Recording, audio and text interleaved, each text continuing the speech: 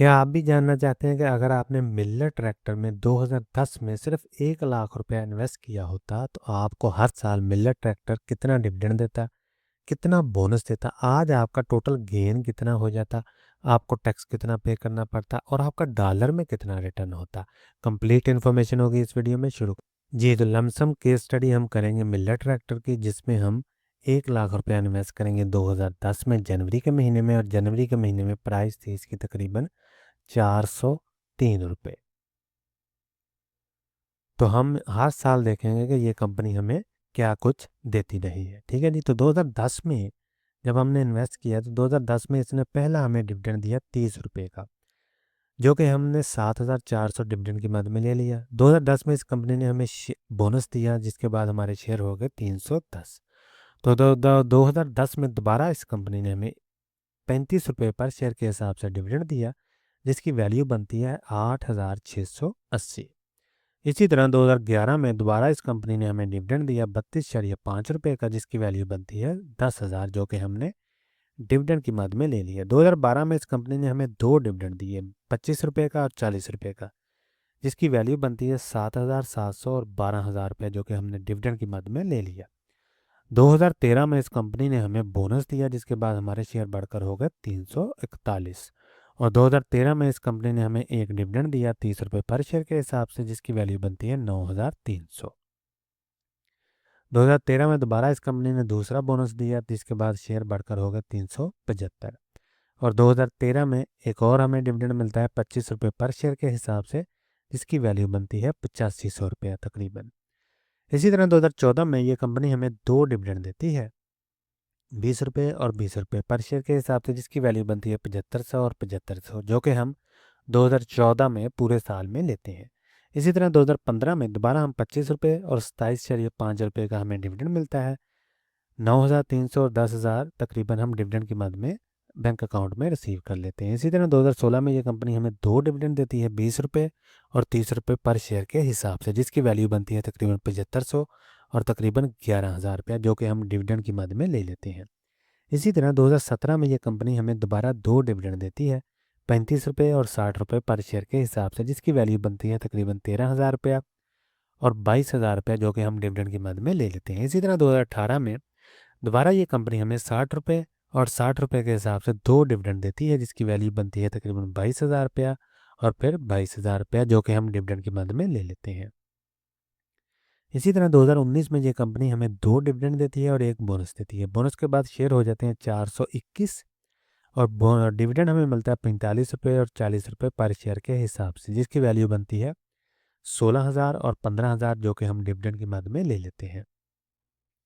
इसी तरह 2020 में ये कंपनी हमें दोबारा दो डिविडेंड देती है, 20 रुपये और 30 रुपये पर शेयर के हिसाब से, जिसकी वैल्यू बनती है 8,000 रुपया और तकरीबन 12,000 रुपया, जो कि हम डिविडेंड की मद में ले लेते हैं। इसी तरह 2021 में ये कंपनी हमें दो डिविडेंड देती है और दो हमें बोनस देती है। बोनस के बाद शेयर हो जाते हैं 4700, 474 और यहाँ दूसरे बोनस के बाद हो जाते हैं 569। ठीक है जी। और डिविडेंड हमें मिलता है तकरीबन 50 रुपये का और फिर हमें मिलता है 50 रुपये का। ठीक है जी। और डिविडेंड की मद में जो रकम मिलती है वो तकरीबन 21,000 रुपया और 23,000 रुपया मिलता है, जो कि हम डिविडेंड की मद में ले लेते हैं। इसी तरह 2022 में ये कंपनी दोबारा हमें बोनस देती है, जिसके बाद शेयर बढ़कर हो जाते हैं 683। और 2022 में ये कंपनी हमें ये देखें जी दोबारा फिर डिविडेंड देती है 45 रुपये पर शेयर के हिसाब से, जिसकी वैल्यू बनती है 25,000। और 2022 में हमें दोबारा फिर दो बोनस और मिलते हैं, उसके बाद हमारे शेयर बढ़कर हो जाते हैं 820 और 984। ठीक है जी। 2022 में दोबारा फिर एक डिविडेंड मिलता है 20 रुपये पर शेयर के हिसाब से, जिसकी वैल्यू बनती है तकरीबन 16,000 रुपया। इसी तरह 2023 में दोबारा ये कंपनी हमें बोनस देती है, जिसके बाद शेयर बढ़कर हो जाते हैं 1082। और 2023 में ये कंपनी एक डिविडेंड देती है 10 रुपये पर शेयर के हिसाब से, जिसकी वैल्यू बनती है 9800 रुपया। और 2023 में फिर हमें बोनस मिलता है, जिसके बाद हमारे शेयर बढ़कर हो जाते हैं 1624। फिर 2023 में डिविडेंड हमें मिलता है 15 रुपये पर शेयर के हिसाब से, जिसकी वैल्यू बनती है 24,000 रुपया। सिमिलरली 2024 में दोबारा एक डिविडेंड मिलता है 25 रुपये पर शेयर के हिसाब से, जिसकी वैल्यू बनती है 40,000 रुपया। और 2025 में हमें दो डिविडेंड मिलते हैं 45 रुपये का और 15 रुपये पर शेयर के हिसाब से, जिसकी वैल्यू बनती है 73,000 रुपया और तकरीबन 24,000 रुपया। तो आपने देखा कि 2010 से लेके 2026 तक किस तरह इस कंपनी ने हमें ईयर ऑन ईयर बेसिस पे डिविडेंड दिया और हमें बोनस दिया, और हमारी ये रकम थी तकरीबन सिर्फ 1 लाख रुपया जो हमने इन्वेस्ट किया। तो अभी हम रिटर्न समरी की बात करते हैं। शेयर हमारे पास हो गए 1624, प्राइस है जी 495 3 मार्च को। आप तक जब ये वीडियो पहुंचे हो सकता है प्राइस जो है वो चेंज हो जाए। तो इसकी वैल्यू बनती है तकरीबन 8 लाख रुपया। हमारी कास्ट कितनी आई है 1 लाख रुपए की। तो अगर हम इसे आज सेल कर देते हैं तो हमें तकरीबन 7 लाख रुपए का प्रॉफिट होगा, जो कि बनता है 705%। डिविडेंड हमें मिला है तकरीबन 5,10,000 रुपये का।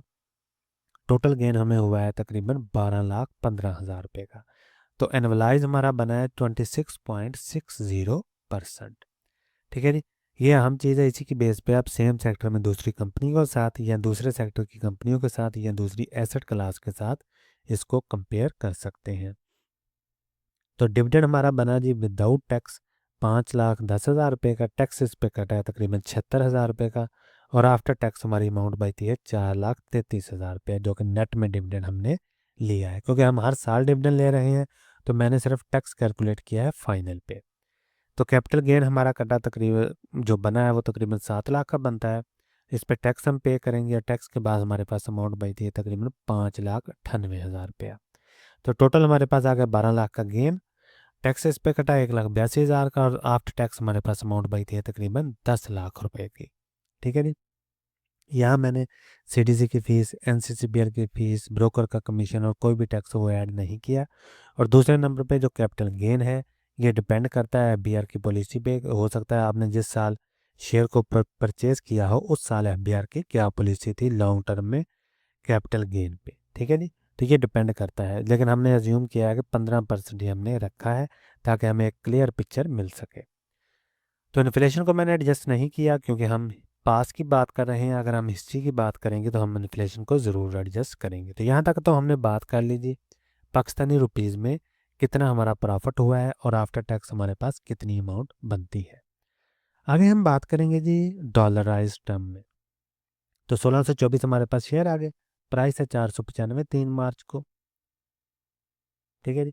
तो डॉलर में हमारी जो कास्ट आई थी वो तकरीबन आई थी जी जो डॉलर में सॉरी जो अभी बनते हैं वो 2869 बनते हैं, 79। ठीक है जी। 2879 डॉलर हमारे बन गए हैं 3 मार्च वाले दिन, और पाकिस्तानी रुपीज़ में बनते थे तकरीबन 8 लाख रुपए। तो हमारी कॉस्ट कितनी आई थी 1184। ठीक है जी। डॉलर ये 1184 किस डेट को है, ये 2 जनवरी 2010 के हैं। ठीक है, क्योंकि हमने इन्वेस्टमेंट की थी 2010 में। तो अनरियलाइज प्रॉफिट कितना आया जी 1695 डॉलर। ठीक है जी। तो डिविडेंड कितना आ गया हमारा 3375, क्योंकि हम हर साल डिविडेंड ले रहे हैं तो हर साल जो भी डॉलर की कास्ट होगी हमने उसके इक्वलेंट जो है वो डॉलर को रख लिया और बाद में टोटल को जमा कर लिया। तो ये हमारे पास 3375 डॉलर आते हैं हर साल के हिसाब से। तो टोटल गेन हमारे पास आ गया 5,071 डॉलर का, जो कुछ बनता है 428%। एनुअलाइज रिटर्न हमारा बनता है 19.40%, जो कि डॉलराइज टर्म में है। ठीक है जी। तो ये थी केस स्टडी मिलर ट्रैक्टर की कि अगर हम 2010 में इसमें 1 लाख रुपए सिर्फ इन्वेस्ट करते तो ये कंपनी हमें हर साल कितना डिविडेंड देती, हमारा टोटल कितना डिविडेंड बनता। अगर हम इसे आज सेल कर देते तो टोटल हमारा प्रॉफिट कितना बनता, टोटल आज तक हमारा गेन कितना हो चुका होता, एनुअलाइज रिटर्न कितना बनता, टैक्स हमारा कितना कटता, और डॉलर में हमारा कितना रिटर्न बनता। केस स्टडी करने का पर्पज़ यही था कि हमें पता चल सके कि पास्ट में अगर हम इसमें सिर्फ 1 लाख रुपए इन्वेस्ट करते तो आज के दिन हमें टोटल कितना रिटर्न मिलता। और इसी को अगर हम फ्यूचर में ले जाएं कि अगले 15 सालों में भी सेम टाइप का रिजल्ट हो और सेम टाइप का पे आउट हो, कंपनी के फंडामेंटल चेंज ना हो, सेम टाइप की ही प्राइस फ्लक्चुएशन हो, तो हमें भी इससे मिलता जुलता रिटर्न ही मिलेगा इन फ्यूचर में। ठीक है जी। तो ये थी जी केस स्टडी मिलर ट्रैक्टर की। अगर आपका कोई भी सवाल हो कमेंट सेक्शन में ज़रूर पूछें। मिलते हैं अगली वीडियो में, तब तक के लिए अल्लाह हाफिज़।